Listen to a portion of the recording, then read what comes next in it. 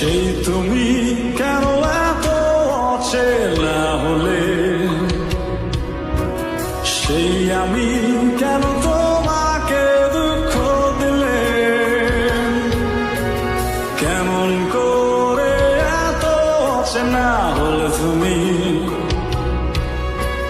কিভাবে এত বদলে গেছি এই আমি।